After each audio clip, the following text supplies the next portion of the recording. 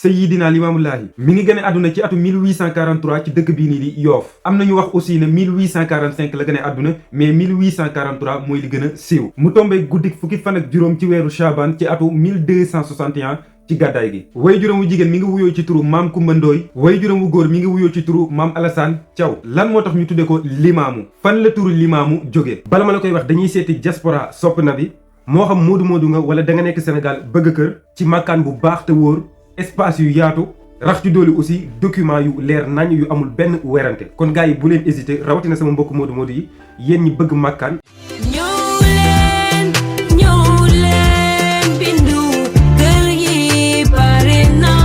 Agence immobilière Diaspora Sopnabi, dit expert en transactions immobilières, leader dans le secteur de l'immobilier fii Thiès, moo leen di proposer 5 volets de services. La vente et l'achat de terrain, la construction et la vente de villas type F2, F3, la gestion de biens immobiliers, la promotion immobilière et la consultance. Qu'il s'agisse d'achat ou de vente de terrain, yaa xam da ngay jënd terrain wala da ngay jaay terrain, yaa xam da nga am ay terrain yu bëri bëgg ñu liggéeyal la ko da nga bëgg kër F2 wala F3 xoolal agence Diaspora Sopnabi ñoom kat dañoo am une maîtrise du marché am connaissance du marché local war la mën a guider taxawu la jàppale la ci say projet. À l'agence immobilière Sopnabi, nous nous engageons à vous apporter un suivi de qualité, de la réactivité et de l'honnêteté pour que votre projet devienne une réalité. Afin de vous proposer la solution immobilière répondant au mieux à vos besoins et aspirations, l'agence immobilière Diaspora Sopnabi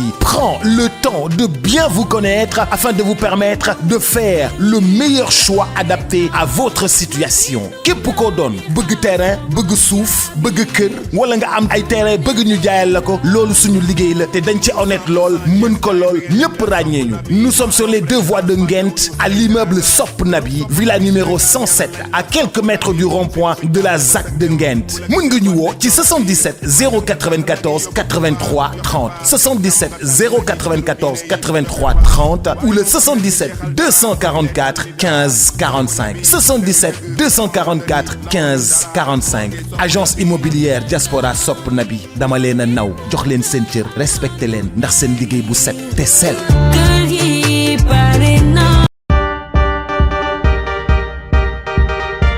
yéen ñi doon laajte gamme de haute qualité ay produits de classe ay produits de marque ay produits de dernière génération yéen ñi doon wër produit aloe vera yu baax yi disponible na ci Nabi Boutique bépp façon crème de aloe vera moo xam Mind Master liquide extrême wala sax Vita active bàyyiwul dara yéen ñiy jàmbat problème mu ndigg wala yax yuy ruux wala sax léeg-léeg sa wee di teggeeku contactel Nabi Boutique même su fekkee da nga bëgg a perte poids jarul ngay régime contactel Nabi Boutique mu jox la ci aloe vera yu baax yi da nga bëgg a am teint bu rafet ba ku la gis sopp la contactel Nabi Boutique numéro de téléphone 0039 375 735 34 51 ma baamtu ko 0039 375 735 34 51 moo xam yaa ngi Europe wala yaa ngi Sénégal bul hésiter contactel Nabi Boutique avec Nabi Boutique aajo yëpp ay faju ak gamme produit yu baax yi.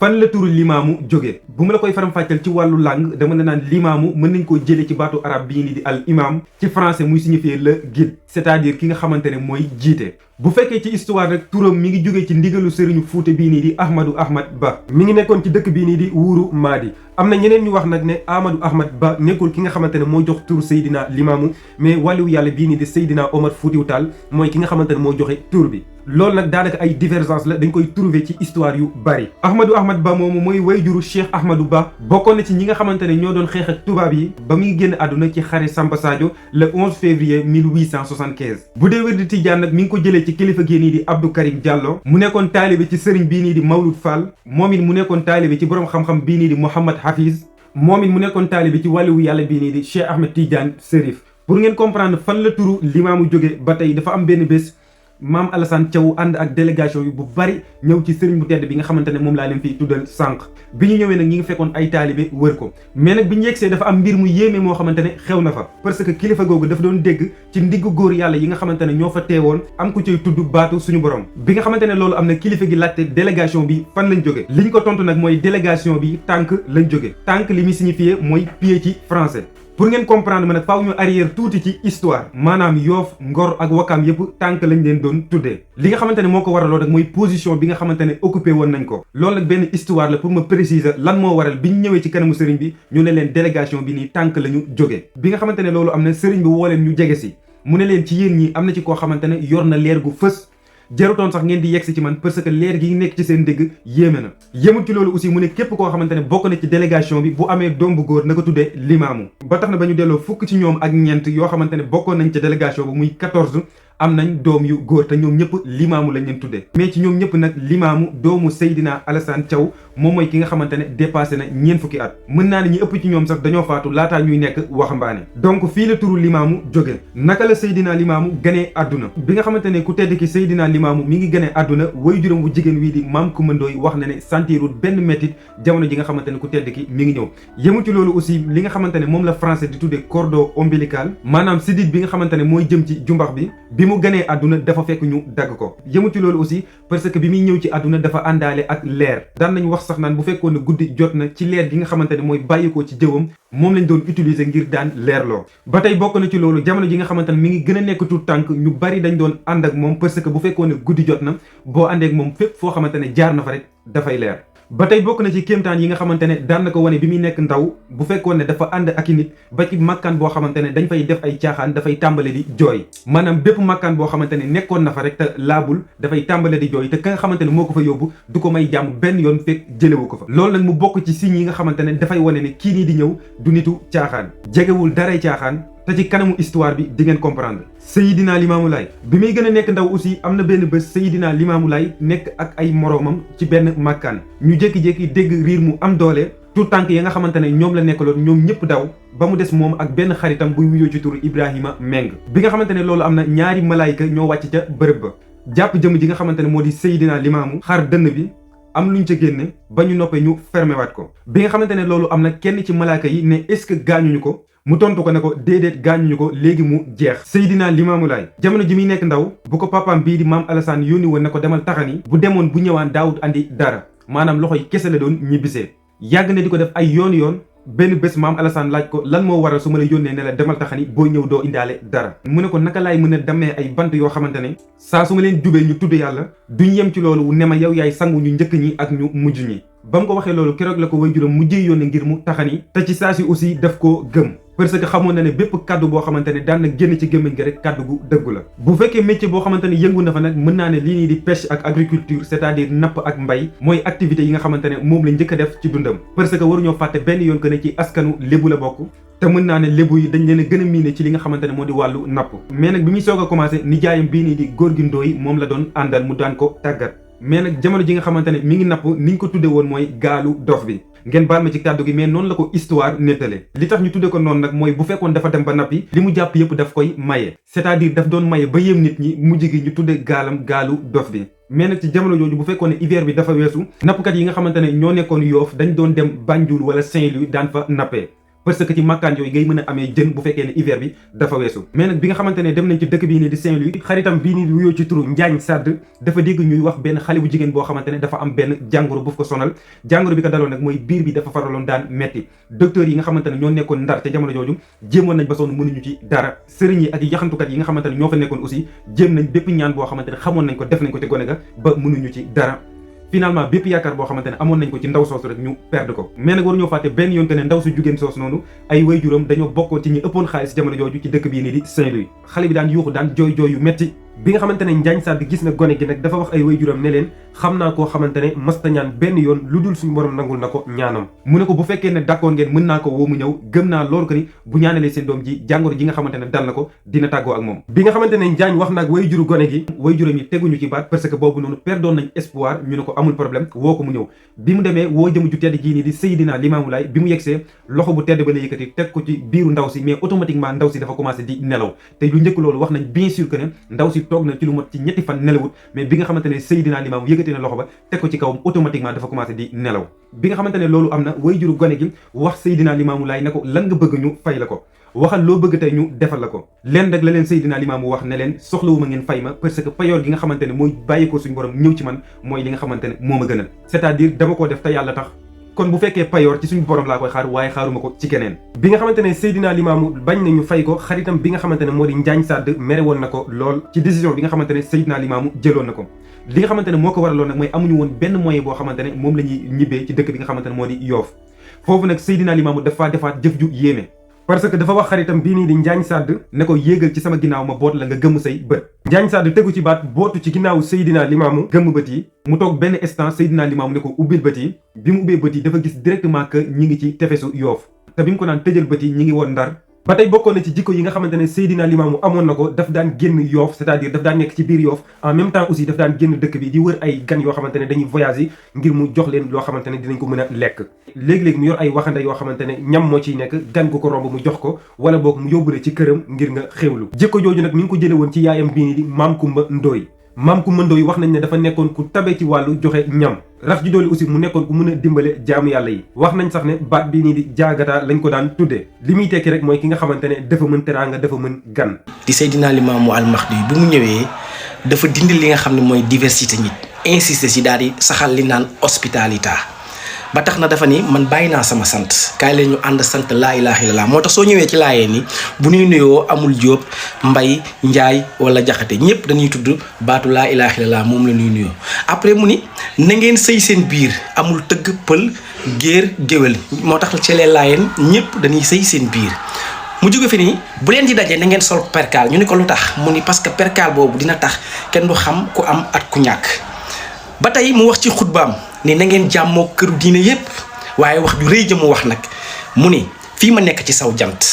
ku ñëwul pour gëmm di nga ñëw pour xewlu si, te booba kenn xamul woon ni Dakar dina doon capital. ginnaaw loolu Seydina Limaamu ay at yu néew la ci tekk jël soxna, bokkoon na ci turu soxnaam yi Fatima ak Farimata. ñaar ñooñu ñoo meññ ñaari doom yi nga xamante ne moom la njëkk am ci dundam. way juróom wii di Maam Alassane Thiaw nag mi ngi génn àdduna jamono jooju Seydina Limaamu mi ngi am ci lu toll ci ñaar fukki at ak juróom-ñett, maanaam 28 ans. mu tombe woon ak atu 1872 ba tey mu tombeek 1289 ci gàddaay gi. Seydina Limaamu Laay bokkoon na ci ay bëgg-bëggam nag doom ji nga xamante ne moom la ko suñu borom di njëkk a jox mu tuddee ko xaritam bii nii di wuyoo ci turu Mandione Diène. mais nag promesse boobu mujj ko def, li nga xamante ne moo ko waral mooy bi nga xamante ne doom ji njëkk a am gane na àdduna dafa xool ci mbagg mi ñu bind fa benn tur, mu xool aussi ci dënd bi ñu bind fa benn tur ba ñu fa bind mooy lan Isaa Ruhullaahi. mu xam ne jamono ji li mu bëggoon muy promesse boobu mënatu koo accomplir, parce que lii dafa nekk dogal boo xamante ne ci suñu borom la jógee directement. loolu moo waral doom ji nga xamante ne moom la ko suñu borom njëkk a jox mu tuddee ko Seydina Isaa Ruhullaahi. Seydina Isaa Ruhullaahi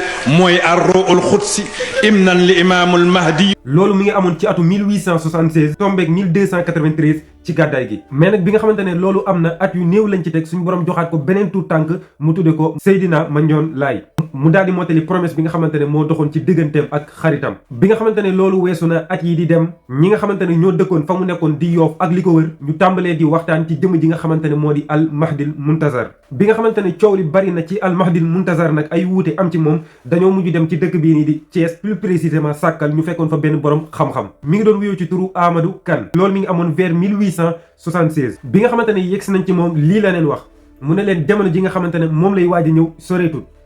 des na tuuti di ngeen gis benn biddiw boo xamante ne dafay fenq ci asamaan si. biddiw boobu bu fenkee nag dina jaaxal ñu baree bari ci àdduna. gannaaw bu biddiw boobu feeñee ba noppi nag di ngeen gis koo xamante ne dafay taxaw di woote ne moom mooy Al Mahdil Muntazar. bu fekkee ne loolu am na nag bu wootee na ngeen ko topp, waaye na ngeen moytu nag ndax jamono jooju bu jotee seytaan yi aussi dina dugg ci xelu ñeneen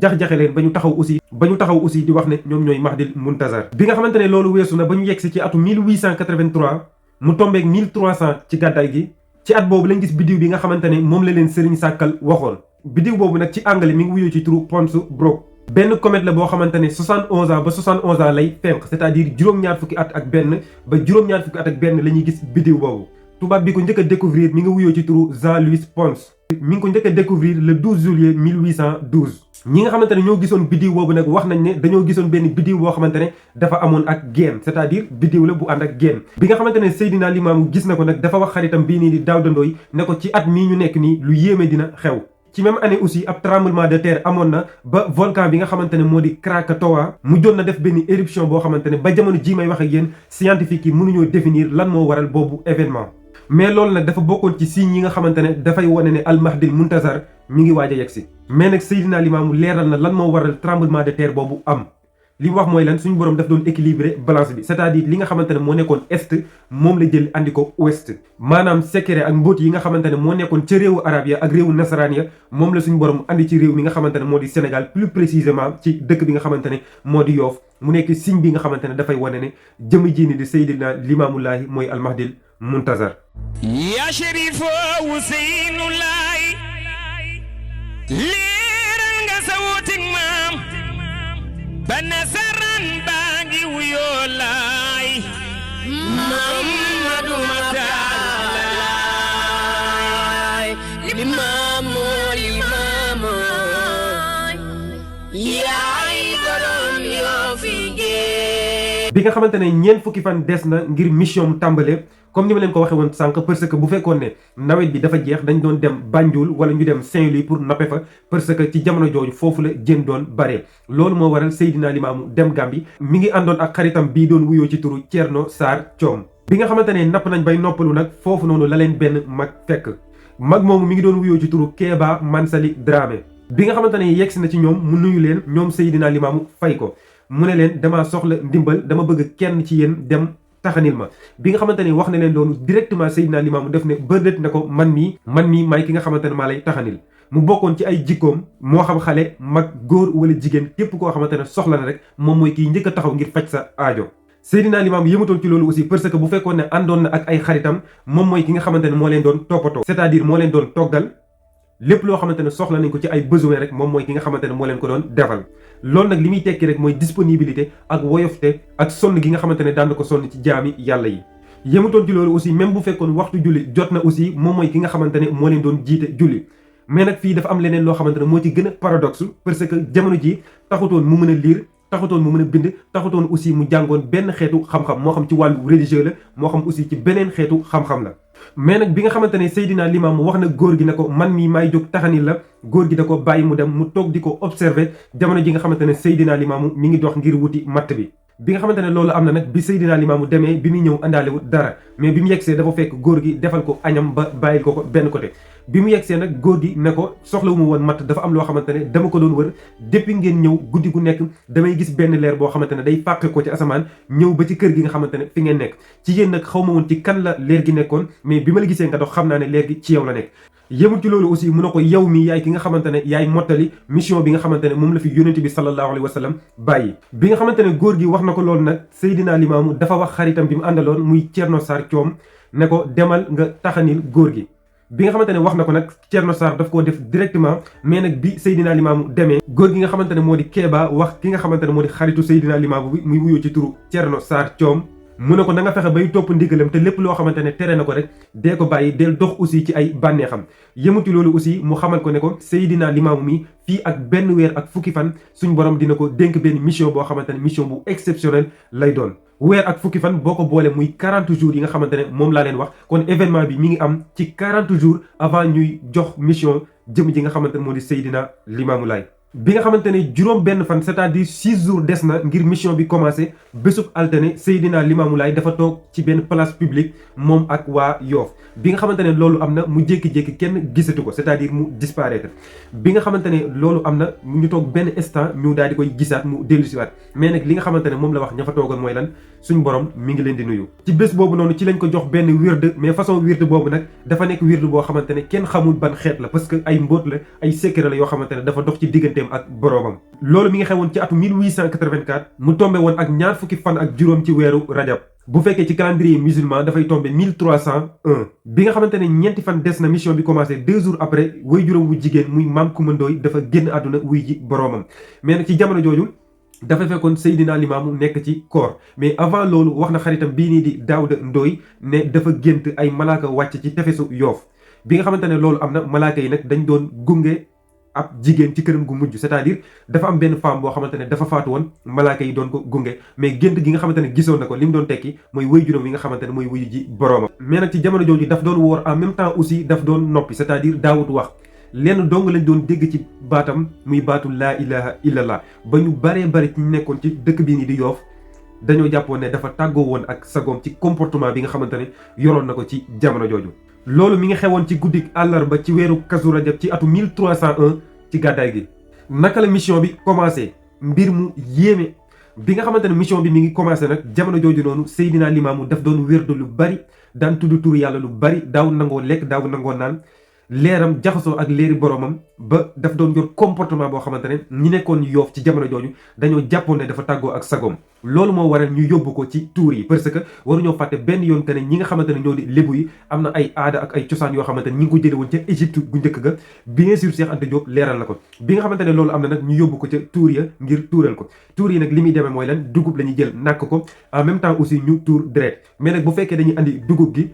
laataa ñu koy nàkk dugub gi dafay disparaître c'est-à-dire dafay seey kenn du xam fan la jaar mënuñoo fexe benn yoon ba tuural ko bi nga xamante ne ay mbiram jaaxal na leen nag ñu essayé tuural ko ba sonn mënuñ ci dara ci lañ ko yóbbu ci benn borom xam-xam bu doon wuyoo ci turu Tafsir Ndiaga Gueye je pense que ne yàgg ngeen di ko dégg ci waykat yi ñuy wax naan njagaa ma ci sut loolu nag li muy tekki benn woy la boo xamante ne dañ ko koo joxoon ngir xam-xamu asraar bi nga xamante ne nekkoon na ci moom ngir lépp loo xamante ne jaaxaloon na leen ci jamono jooju dañ ko doon yóbbu ci sëriñ njaga boobu noonu loolu moo tax ñu daan wax naan njagaa ma ci sut c'est-à-dire njaga moo ma ci ëpp xam-xam moo ma ci ëpp expérience njaga moomu ab mu xaddam la woon ci tarixatu tijaaniya mi ngi gën a àdduna envers 1840 ci dëkk bii nii di Yoof Njinaat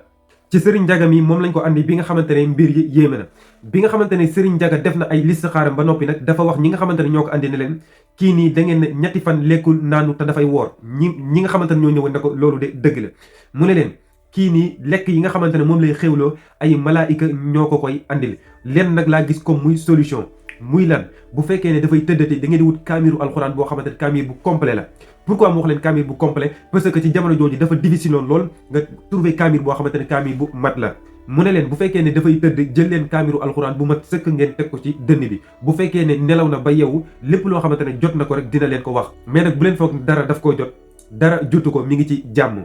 mais dafa am loo xamante ne daf ko war a révéler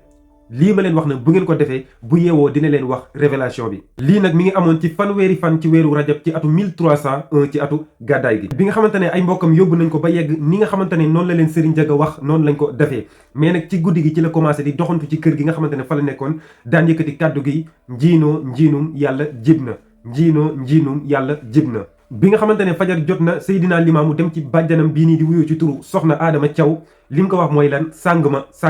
mu wax bàjjan bi ba tey ne ko sànge ma ñaari darab yoo xamante ne darab yu weex tàll la darab yu bees tàq la aussi keneen mosu ko sàngoo jiitu ma yemul ci loolu aussi mu ne ko xamal ne suñu borom jox na la doom joo xamante ne mosu koo jox kenn ku dul yow ba mu fa jógee mu dem ci jigéenam bii nii di Njaay Jaw nag daanaka mën naa ne cousine maternelle am la lan la ko wax daf ko ne sàng ma ñaari darab yoo xamante ne yu bees la comme ni nga ko waxee woon kee rek te njëkk ma amul kenn koo xamante ne mos na ko sàngoo bi nga xamante ne sàng na ko mu ne ko xamal ne suñ borom jox na la frère boo xamante ne mosu koo jox kenn ci àdduna bi nga xamante ne loolu weesu na mu woo ñaari soxnaam yi Fatima ak Farimata ne leen maa ngi leen di ñaan ngeen ànd ak dal ànd ak muñ xam leen ne seen borom jox na leen borom kër goo xamante ne yemut ak benn borom kër ci jamono ji nga xamante ne moom lañ nekk nii jàpp leen ne seen borom kër bi nga xamante ne moom ngeen xamoon wute na lool ak seen borom kër bi nga xamante ne mooy wax ak yéen ci jamono ji